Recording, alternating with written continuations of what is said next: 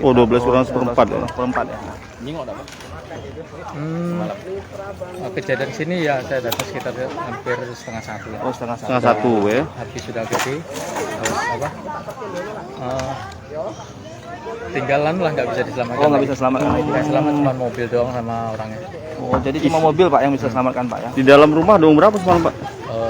Rumah ada orang 3, 4. Ada orang 4. Ya. Jadi Pak Didi, istrinya sama 2 anaknya Pak. Dua anaknya. Pemadaman ini enggak? Pemadaman datang ya sebanyak 4 mobil. Oh, ada 4 mobil Pak. Jam berapa Pak? Pemadaman ya Mati sudah sekitar pukul jam 1-an ya.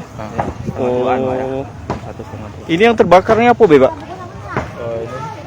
Ini gudang tempat mebel, terus jalan ke rumah. Oh, ke rumah Pak ya. Kalau menurut cerita-cerita warga nih, dari mana Pak? Cerita api ini? Dari listrik bisa. Oh, jadi belum. Bisa jadi listrik maksudnya. Dan tempat pembakarnya itu nggak ada api misalnya. Oh, nggak ada api ya tempat. Oh, memang dibuat khusus buat pembakaran itu. Tapi mulainya dari mebelnya atau dari rumah? Dari sini. Dari lokasi impor mebel. Sini tempat gudang pelitur, sini ada tiner, ada Virtus. Oh, Agak mudah nyambar itu. diduga nyambar dari sana ya.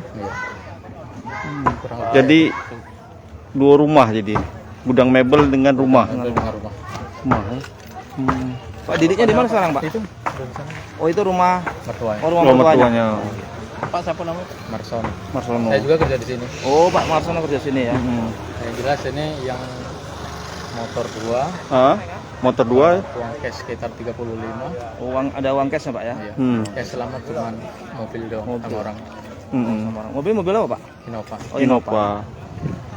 Sudah lama Pak Didi ini buka usaha mebel Pak?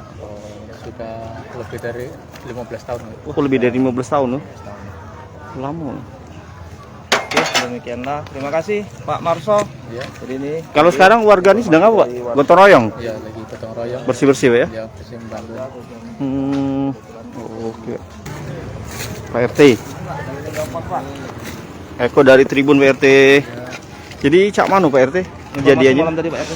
Kronologi tadi malam telah terjadi musibah kebakaran di kediaman Bapak Didi Soekardi kurang lebih pada pukul 11.30 terjadi kebakaran. Untuk asal mula api itu ada 2 kemungkinan, kalau tidak dari pembakaran sampah atau dari konsleting listrik. Oh, iya, jadi itu belum pasti. Belum pasti Pak ya. Jadi untuk kerugian ini yaitu gudang mebel itu terbakar dan juga 1 buah rumah milik Bapak Didi Soekardi. Dan pada malam tadi alhamdulillah PBK datang pada pukul 12.15 dan api dapat dipadamkan kurang lebih pada pukul 3.30. Oh, kurang lebih 3 jam lebih. Oh, 3 jam. Oh, termasuk lama Pak ya? Pemadaman. Ya, karena api cukup besar. Yang berhasil diselamatkan apa aja Pak? Yang berhasil diselamatkan yaitu hanya 1 buah mobil. Untuk lain-lain dokumen termasuk 2 buah motor dan materi yang lain tidak dapat diselamatkan. Ada uang juga Pak? Kabarnya ada uang tunai juga Pak? Sekitar berapa Pak? Kurang lebih 40-an. 40 juta Pak? 40 juta ya. Ikut terbakar juga? Iya, ikut terbakar. Yang terluka nggak ada Pak? Untuk yang terluka tadi malam itu dari petugas PBK tertusuk paku, langsung di batik. Kalau untuk dari korban keluarga tidak. Awal api itu dari mana awalnya? Untuk awal itu yang itu kita ini baru dugaan indikasi Pak, ya. yaitu apakah dari pembakaran sampah atau dari konsleting listrik. Nah, yang pertama tahu Pak, ya? Yang pertama tahu itu siapa Pak? Yang pertama itu ada orang baru mancing, baru pulang dari kolam pancingan, lewat. Nah, dia melihat ada api di gudang. Ya, di gudang. Oh, awalnya di gudang. Di gudang. Oke. Ya, cepat. Kemudian kurang lebih 15 menit itu sudah nyambar ke rumah. Oh. Jadi sangat cepat. Jadi Pak Didi ada bahan bakar apa gitu?